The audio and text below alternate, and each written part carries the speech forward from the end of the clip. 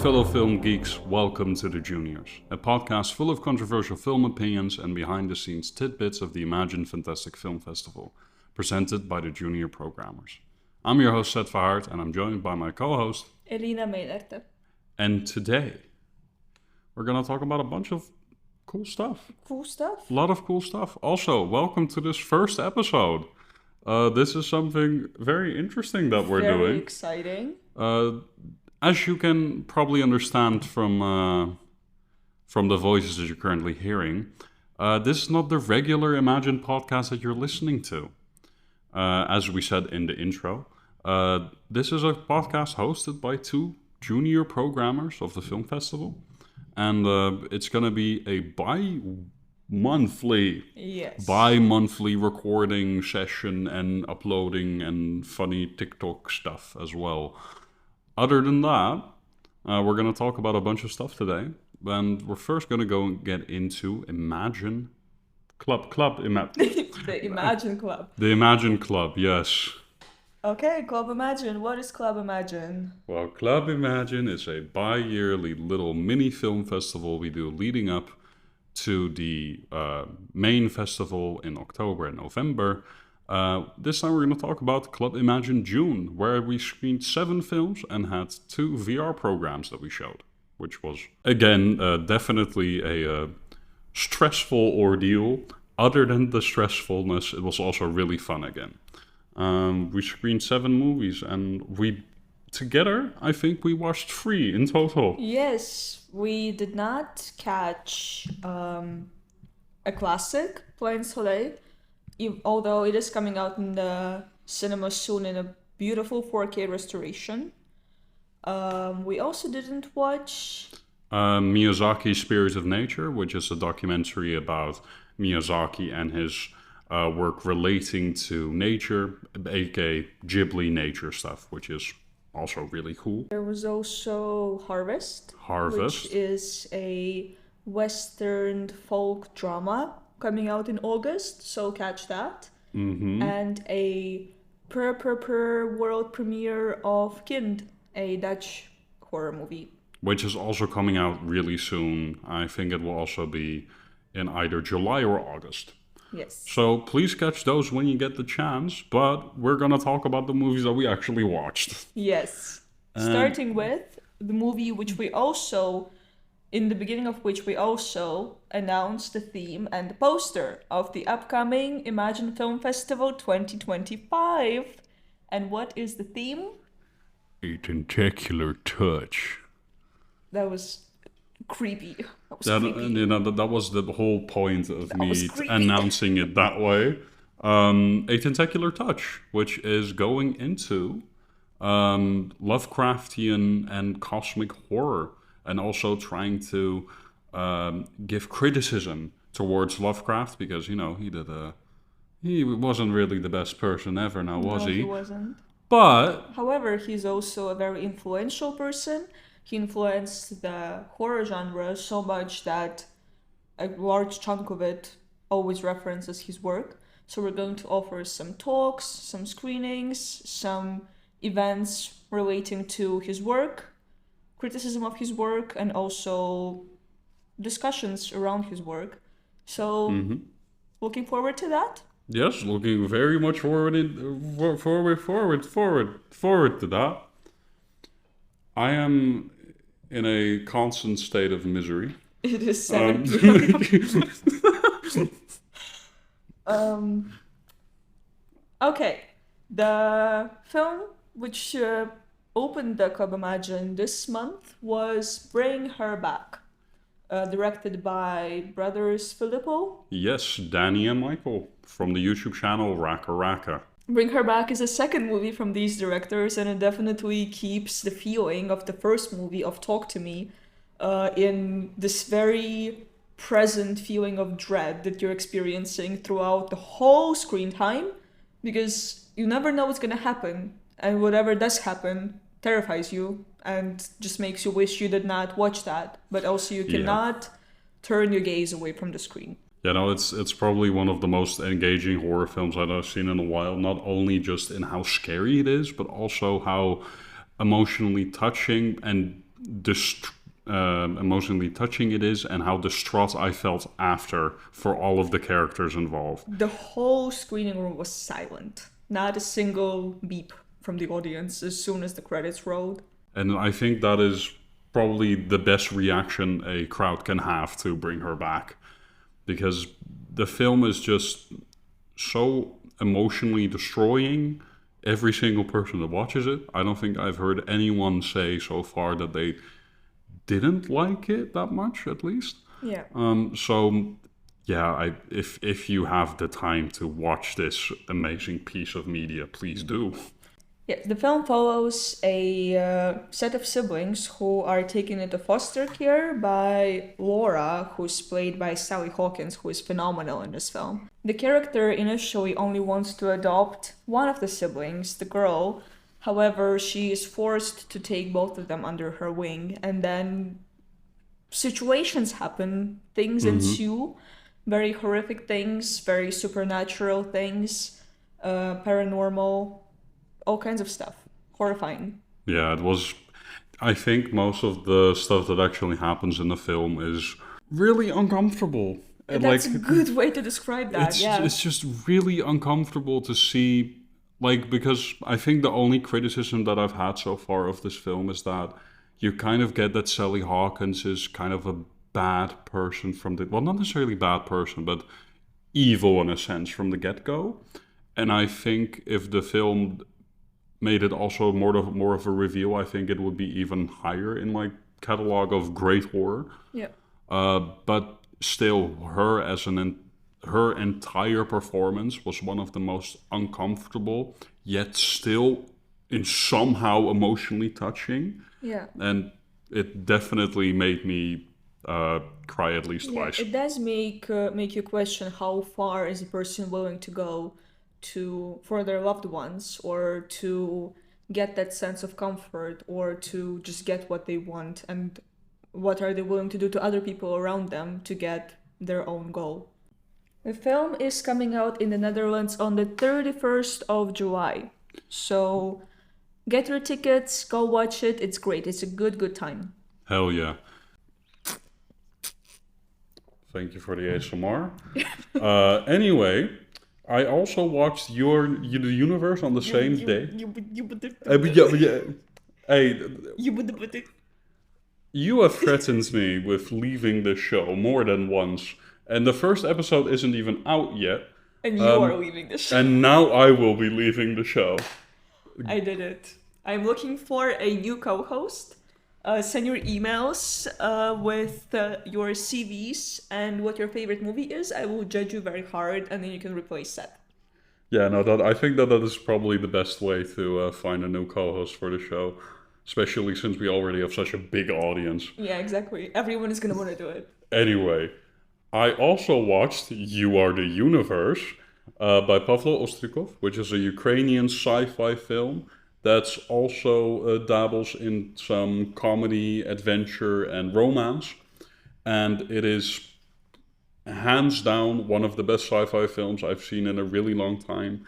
Not necessarily based on scale. It's not going to be like a Dune or anything, or it's not going to be anything like that Marvel is currently producing, or new Star Wars shows. It's not a Christopher Nolan.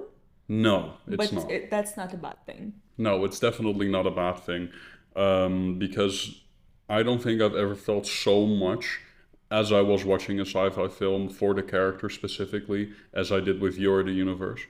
It's a metaphor for what's currently happening within Ukraine. Basically, the Russian invasion. And it's basically after the explosion of Earth, a Ukrainian space pilot is basically left alone and thinks he's the only person left in the universe. So it creates this really hopeless feeling. But then at the end of the tunnel, there is a random French woman who is also lost in space. And they're the only two people left alive. And it's basically this entire hopeless feeling getting transformed into something that is really hopeful and really sweet and really heartfelt. And I think that this film just does it perfectly.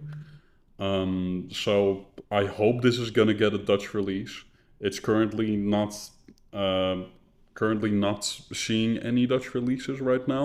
However, it is releasing in Germany, so that means that there could be a distribution Fingers in the crossed. Netherlands, and otherwise it's gonna get on digital anyway.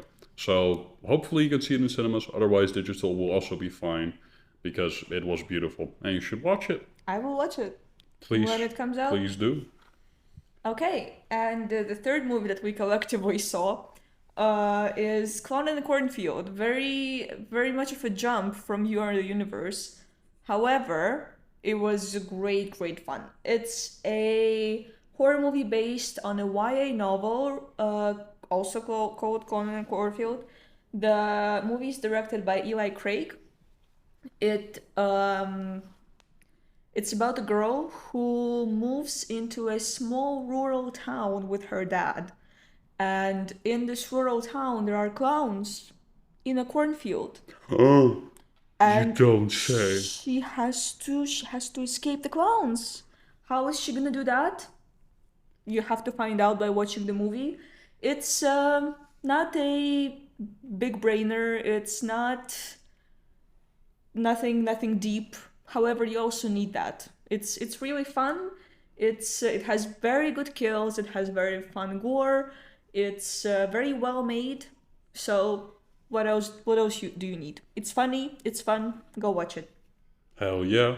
Sounds I good. got the book. I will read the book. It influenced me to read the book. All right, that does give it some credit at least. Absolutely. It's great fun. But yeah, that was our talk about Club Imagine. I hope you got enough of our beautiful little advertising talking stuff. Yes. But other than that, we also have a very interesting topic on our list, and it is something that we came up with after I had a humongous resurgence of my hyperfixation with the world of Game of Thrones. Why not? Why not? In the year 2025, why not rewatch Game of Thrones like it's 2014?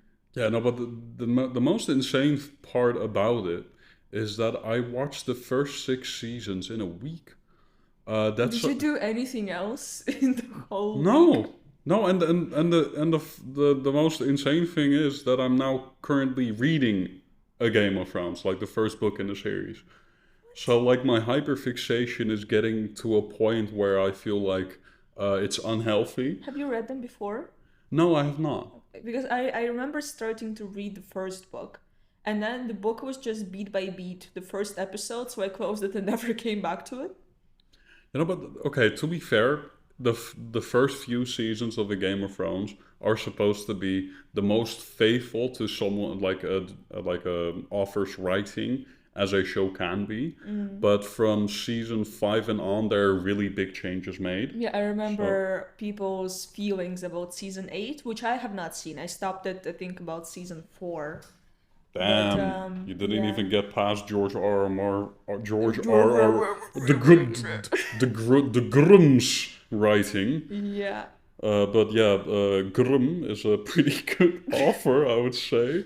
And I think it really took over my life, and it's still taking over my life. It's been a little bit more on the down low now than it was in the first week, where I watched around 55 hours of content. Okay. Which is, because it's the first 5 seasons in 1 week.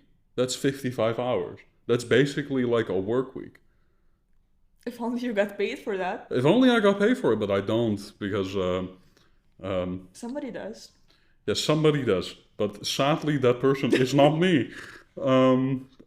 If anyone finds a job opening for binging Watching shows, Game of Thrones. specifically Game of Thrones, let me know.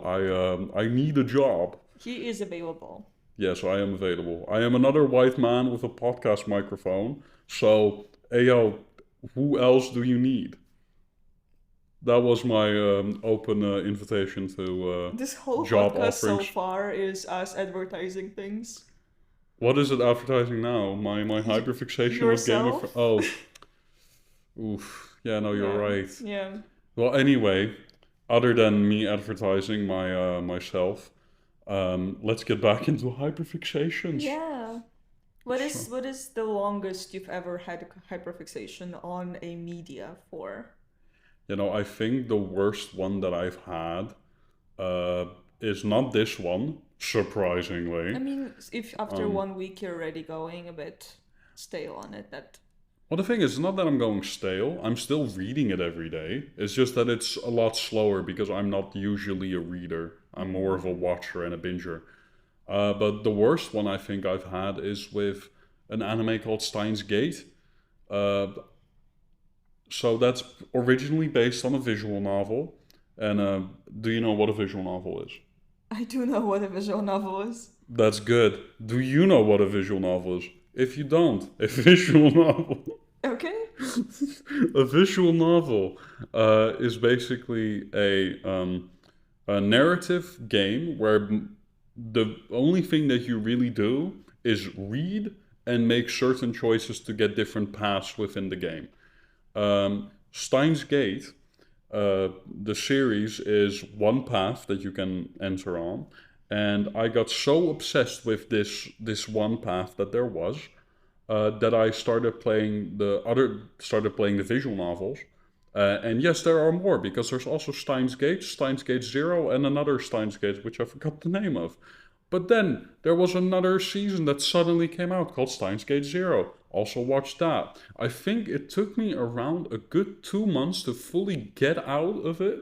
Mm-hmm. Um, and I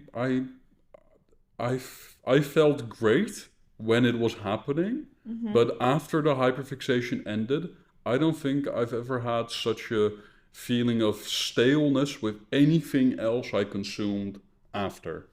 And the thing is, all the stuff that I consumed after is stuff that I would normally really like. Like, hyperfixations are really fun, but that is the one thing that makes a hyperfixation not worth it.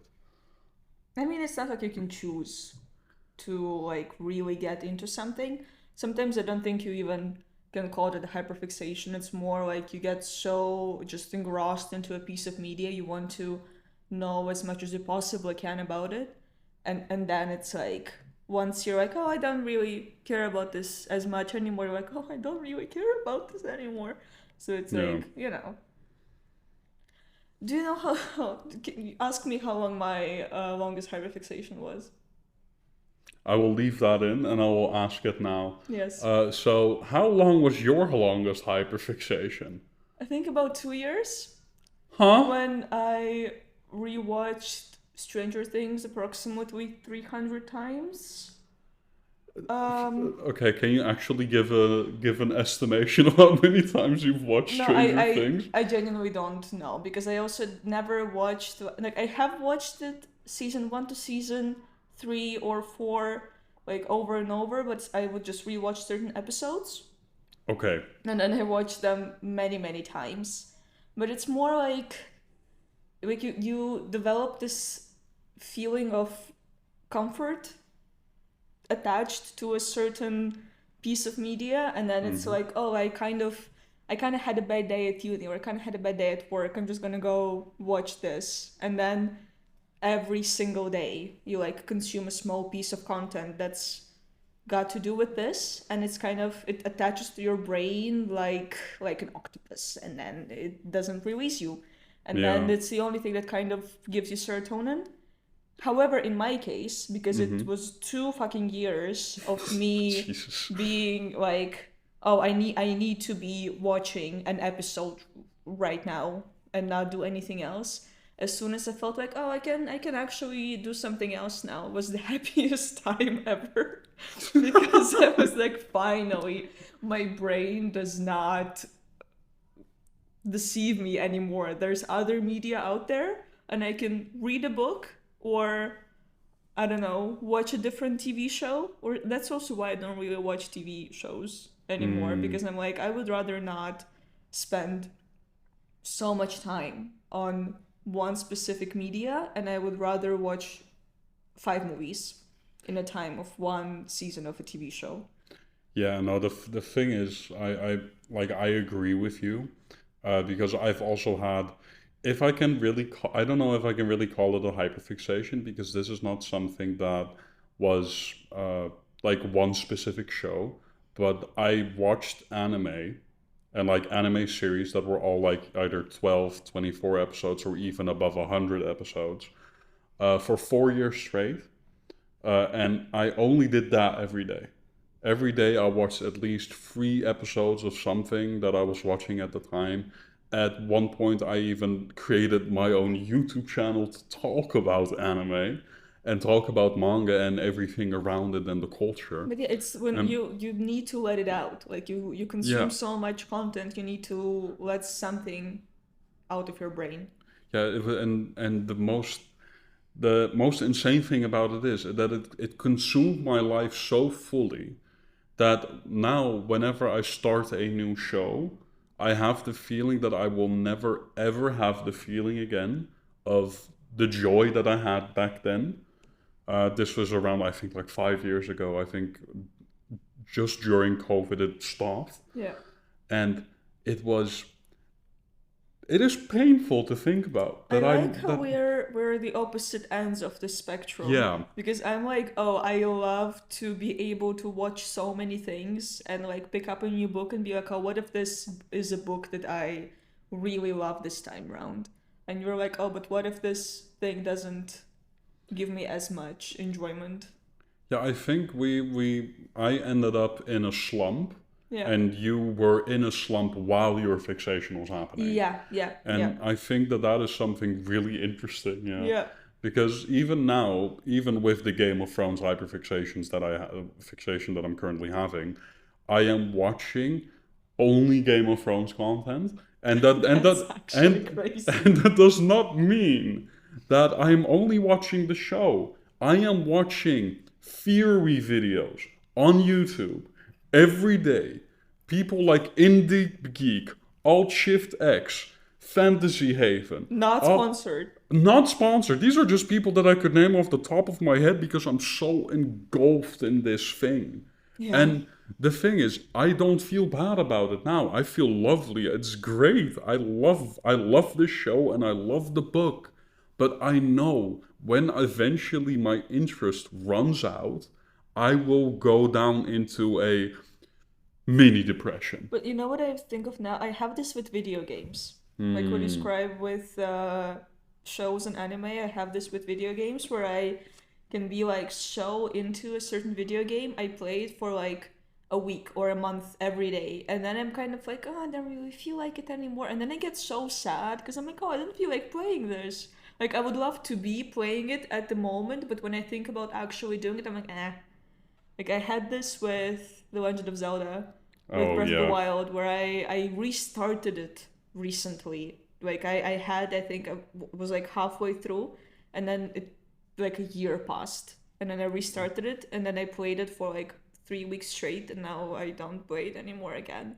Or I went through a period of time where I played a lot of my childhood games, Okay. and then I would play a game and I would have a YouTube video on at the same time to like not let a single cell in my brain to take a fucking break. to take a break. Where I think I watched every single Red Letter Media video at least 4 times. My God. While playing King's Bounty. I don't know if this game is known to anybody at all, but I played it a lot as a 10-year-old. I think I know about it, but I don't think I've played it. It's great. My dad used to play it, and that's why I also played it, because Hell it was yeah. like, we have a family computer. Lovely. Yeah. It's insane that you needed like basically Subway Surfers gameplay in the background I mean, while you were playing a I game. feel like people having a discussion about something and me learning things, even if it's things about movies I've never seen or never will watch, is still better than Subway Surfers gameplay. So let's not. No, but what? Okay, so currently on TikTok, right? There is this one whole trend of people doing the Brook and Jubal, Brook and Jubal. What? Brook and Jubal in the morning. It's like a radio show, and there's this thing called the second date update. I have And no idea what you're okay, talking about. so basically what happens? There's a person that emails Brook and Jubal about a date that they had, and they want to get in contact with the person that they went on a date with, but they are ghosting them, right? So they get them to call the person on the date. Okay. Right. No, wait. It's gonna be really, really. There is a segue in there. All right. Okay. So, basically, there's this date, and they can't get in contact with the person anymore that they went on the date with. Then they email Brooke and Jubal, and they get the other person on the phone while being on the radio. And to me, when I watch those, and there are subway servers in the background, I feel at peace. You know what? I Yeah. feel like it adds to the experience where I'm like, I can focus on the story that they're telling, but I can also focus on the incredibly shitty gameplay of the person playing the subway surfers in the background. It's like watching a reality show and play Candy Crush at the same time. Yes. You know, it's like yes. It's two Perfect. different things which are not giving you any anything. Yeah. Like you're not gaining anything from watching that, but in the moment you're like, yeah, this is what it's all about. Yeah, and another thing about hyperfixations, because I also had a hyperfixation with the Brooke and Jubal show. Because it's Subway Surfers. no. And I watched they're like usually clips that are around 3 minutes long, or and there's two clips that they upload because they upload it separately so they get more views on TikTok, which is annoying as hell. We're gonna do as well. Yeah, Watch definitely. So basically, I watched. This was like a hyperfixation that lasted a week though, and then I was done. That's not too bad. But I watched Brooke and Jubal on TikTok every single day for at least for 2 hours. What the fuck? And then you have to imagine how many there fits around 10 stories in an hour. Multiply that by 2. So and now And you have all multiply of that by this 7. information in your brain about all of these first dates that people went Yeah. on. And What's your favorite one? Yeah, no, the Top of one. your head. My favorite one was definitely a guy that eventually didn't see a girl anymore because the girl started dating his dad. Okay, we can move on. That one was crazy. This is a film podcast, by the way. Yeah, no, this is definitely a film podcast. Anyway, hyperfixations. That was a cool topic, was it not? Yes, it was. But I think that's enough about hyperfixations for today. We can definitely come back to this topic another time.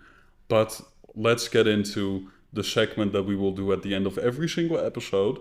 That being, what cool stuff have we watched this before the episode airs? Yes, that's the entire title. Cool stuff and maybe not very cool stuff, but we can still talk about it.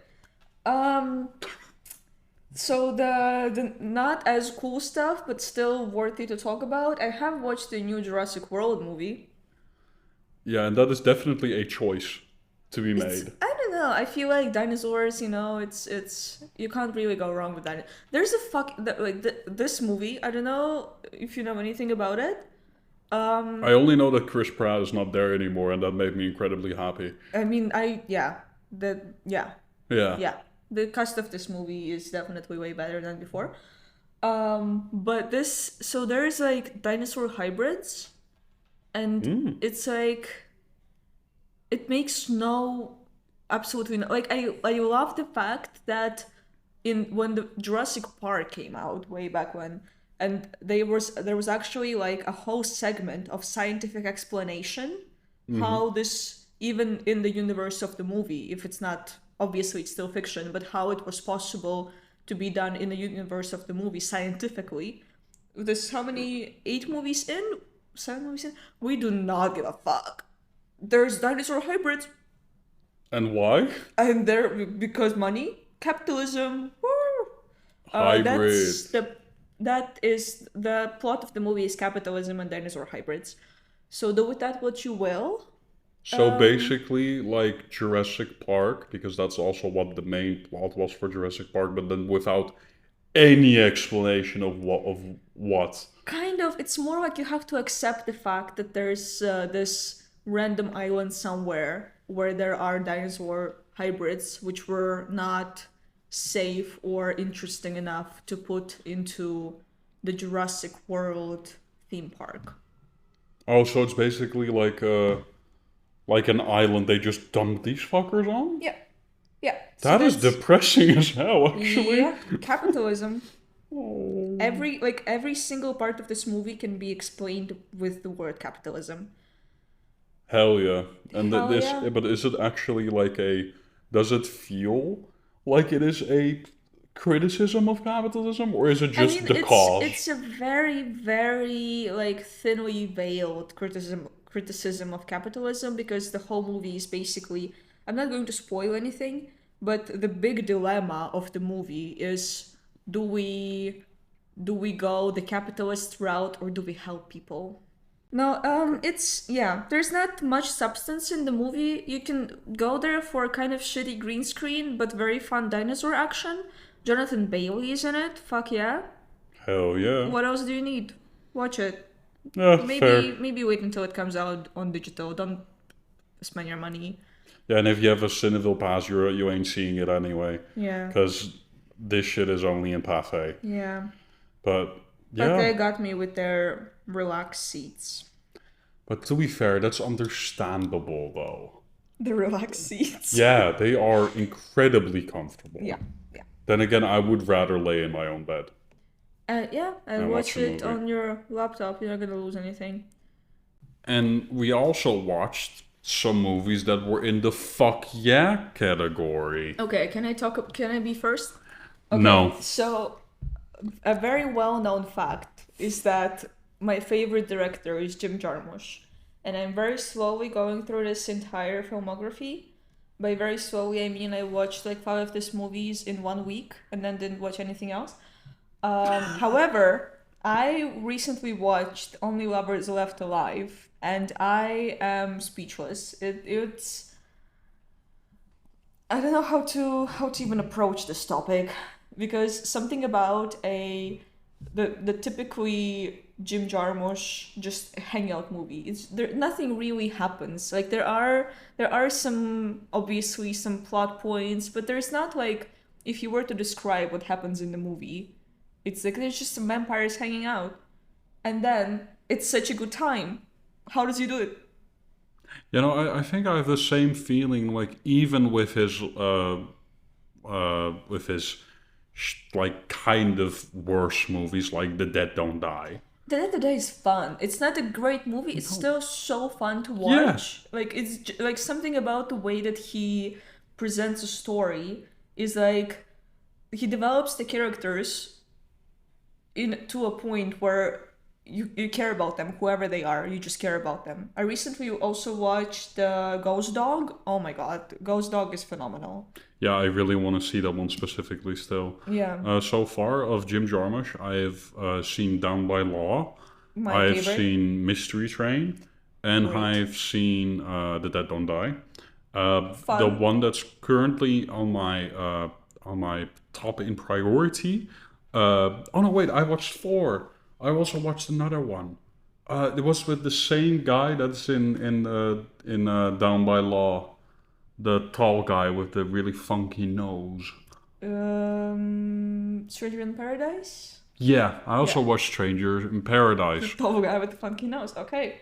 Well, that is kind of what he looks like, doesn't he? Okay. He has fair a enough. funky nose. He does have a funky nose. Fair enough. But basically, that movie was, it was not the best, but it was definitely still fun.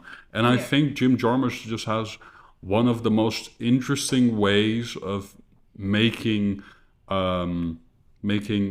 dialogue work. Yes, like his movies are basically built on dialogue, because again, there's not that much action happening. I mean, maybe in like Ghost Dog, for example, there is a bit more action because there's actual like you can follow this plot line of what the characters are going through. There's the killers, so there's also like like action as a genre action. But in the rest of his movies, it's just people hanging out, and the personalities of these characters are what draws you in basically all of them. Hell yeah. It's basically something that Quentin Tarantino strives to be with his dialogue. Not saying that his dialogue is not interesting, it definitely we can say is. that he's a tryhard. Well, yes, he's a tryhard, but I still think some films that he does have really good dialogue. I especially think even a slow movie like The Hateful Eight has a lot of good dialogue, which makes the film worth watching. But I still feel like that he could take so many pointers from Jim Jarmusch. Because he does it so effortlessly. Yeah. I just don't.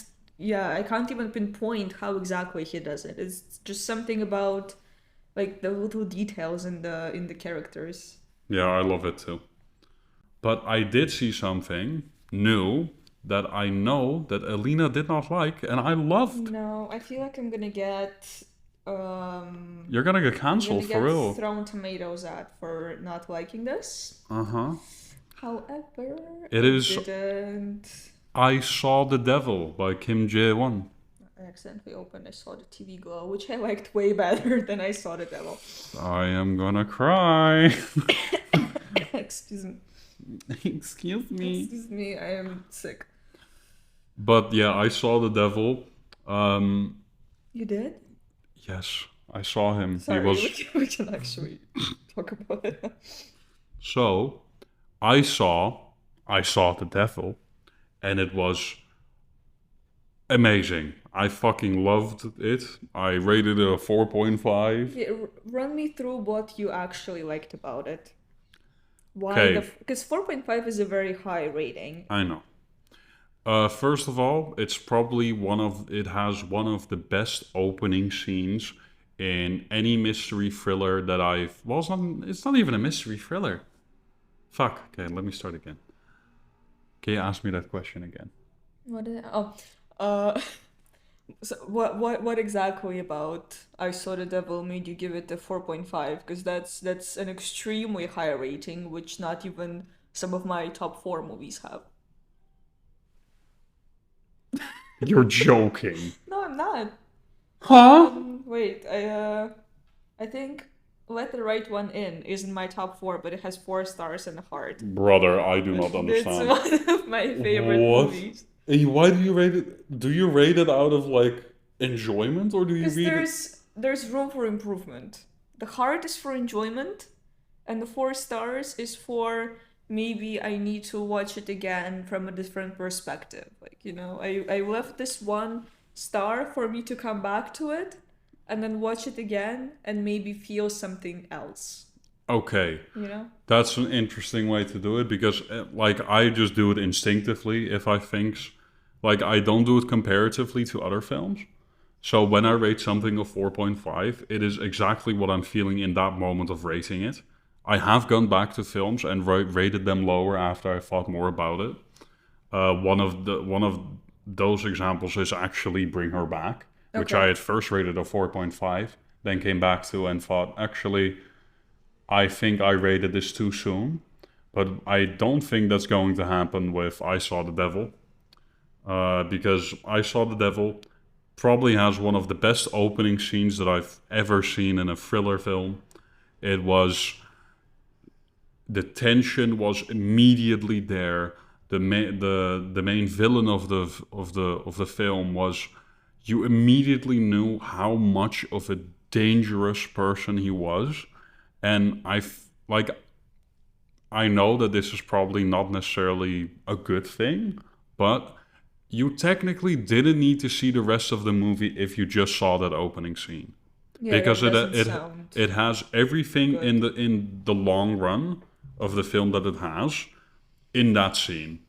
But the reason why I still think beyond you need to see is because it is just an entire 142 minutes of just pure tension, Agony. gore, agony, painfulness. Loved it. And I'm saying agony not in a good way. I'm saying agony in the best way possible, baby. Okay. No, it's just I do understand why someone would love this, but to me it's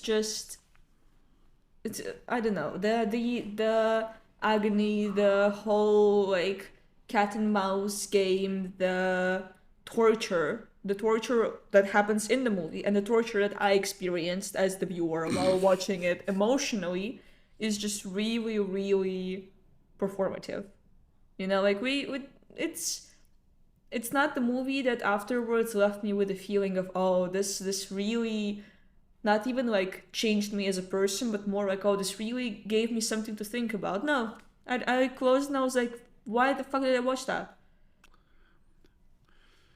Okay, I understand your feelings.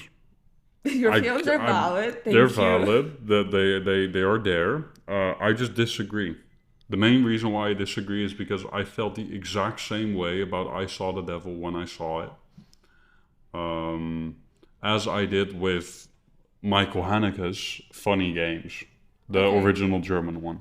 It is, to me, it is the same type of cat and mouse game, same type of torture, same type of utter agony that you're watching on screen. I think it's just presented in a way different way because Yeah. because Funny Games actually did leave me with a, oh, I have to like process this. I have something to think about.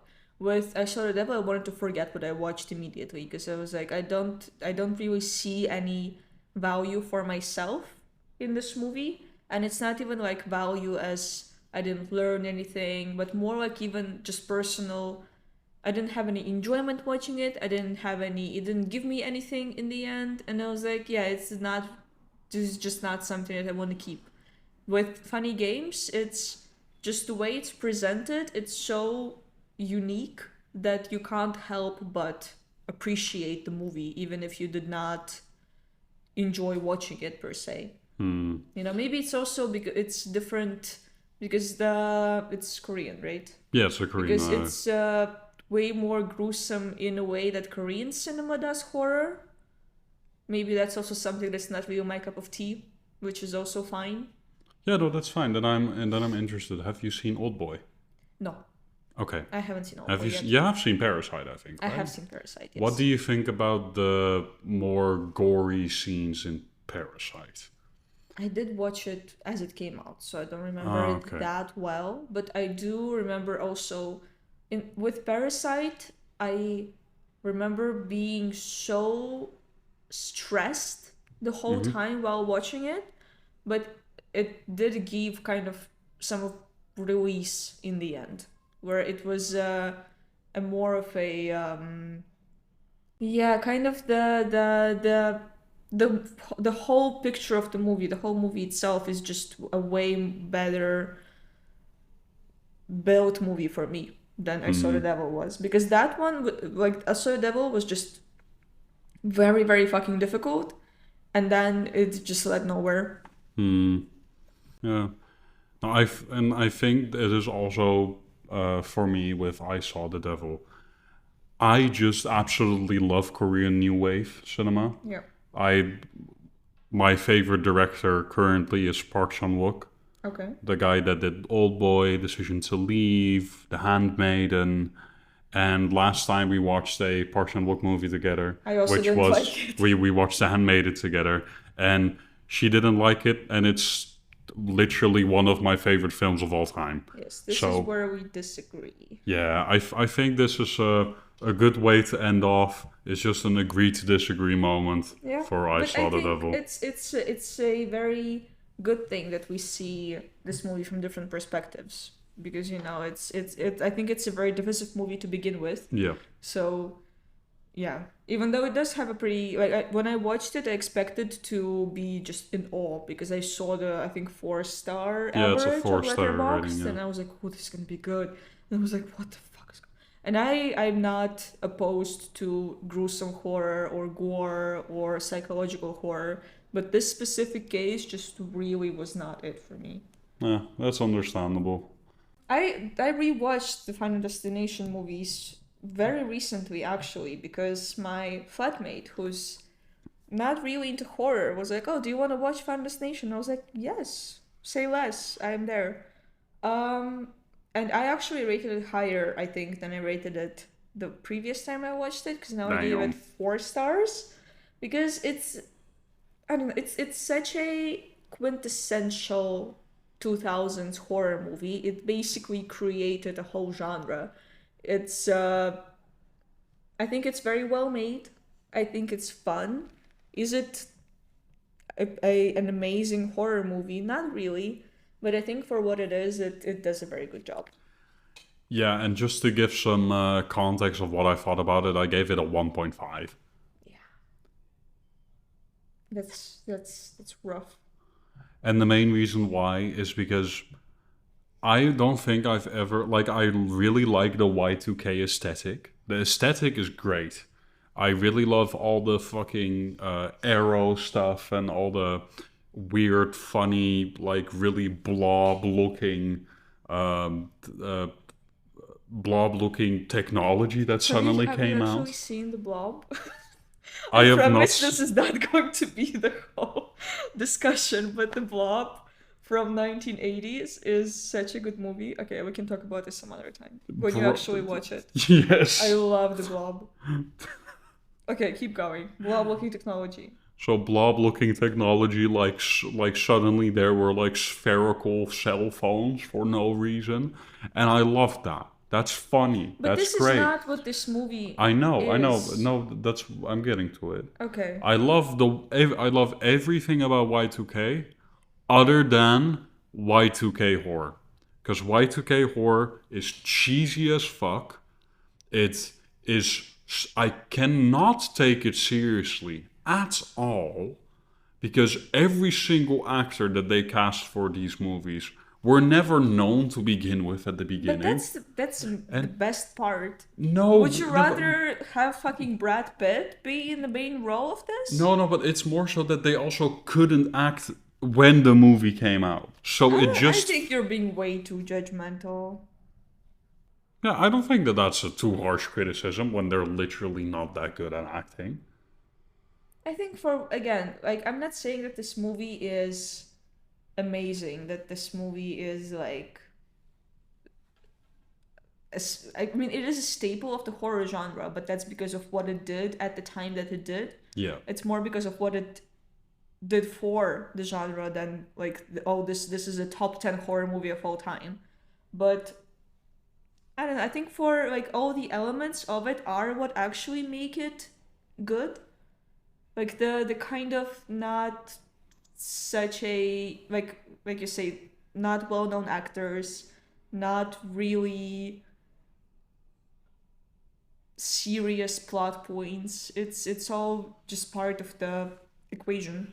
And the thing is, I just don't really like that equation that much. That's fair. And the main reason why is because for some reason, every single line that specifically I think one guy in the movie says, I think it is Carter Horton, or that's played by Kerr Smith. That dude, right? Carter Horton, yes, that was it. Yeah, him. I think that he is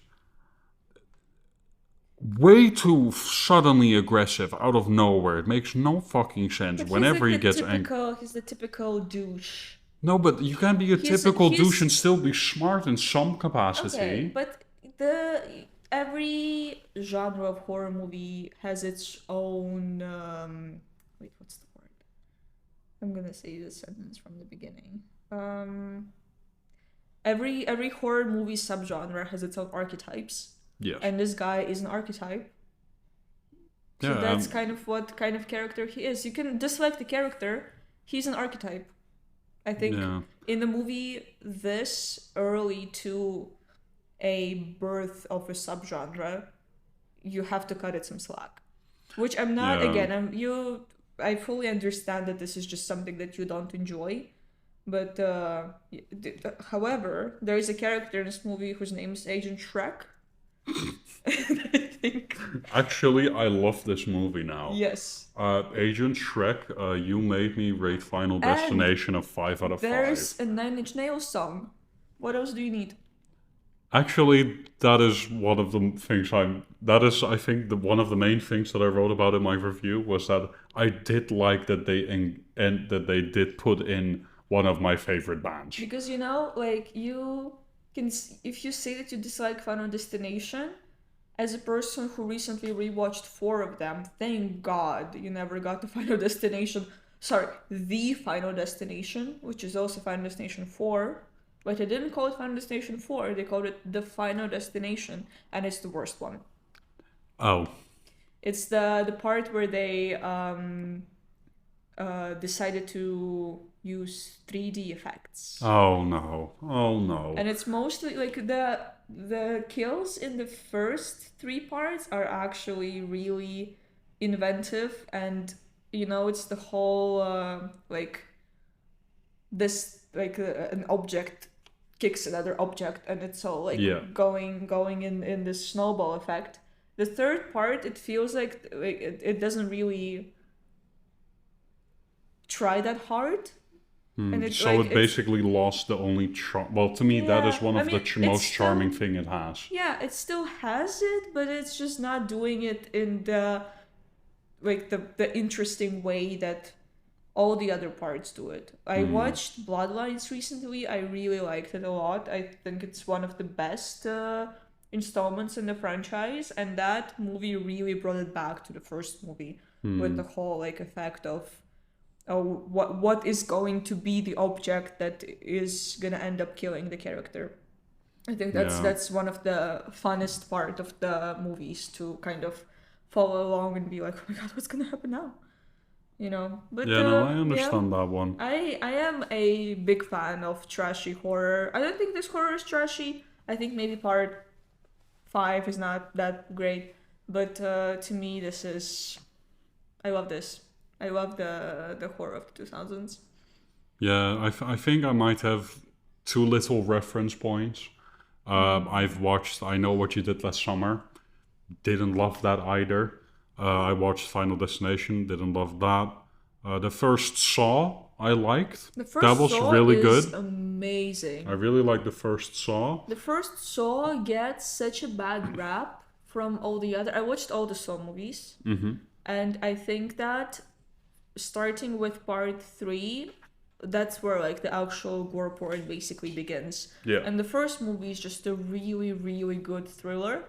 Like there's not even that much gore in the first movie. The gore is mostly like in your head. Like you have to imagine what's happening. I was actually quite surprised when I watched it, and with the notoriety that it has for being so gory, I was like, there's basically no gore in this. It gets really bad rap, and whenever I tell people that they should watch it, they're like, oh yeah, right. And I'm like, no, it's actually like, if you like 7, I think it's not as gory as 7. No, 7 is way gorier. 7 is way more gory, and my mom likes 7. Damn, okay. That's I think that's the best reference point we have. Exactly. If my mother can watch 7, you can watch Saw. Hell yeah. There we go. That's the end of the episode. Thank you so much. I hope that Alina's mom is listening to this episode. My mom does not speak English. I hope that I can create a Latvian dub for her with AI. That will be so much fun. Other than that, thank you so much for listening to the first episode of the Juniors. This time, where we didn't have to re-record it 7 million times, like you saw in the beautiful promo we did before this episode came out. Yes, this time we're actually sound of mind. Yes, and this time I will not misspeak every 4 seconds. So that was great. Leave us some suggestions to talk about in the next episode, or in future episodes. And thank you for watching, for listening. No. Thank you for listening. And I hope to see you next time. Bye bye, nerdies. Okay, we're not actually including that. Come on. We're not saying bye bye, nerdies. Please. No. Who even gets to the end of the episode? I was just gonna say, there's not gonna be many people who actually get here. So, and we're gonna call them nerdies. Yeah, like maybe the 2 listeners who are still here, we're gonna call nerdies. Yeah, so thank you, nerdies. This is now a thing, apparently. I haven't quit once in this episode, and this is gonna be the first.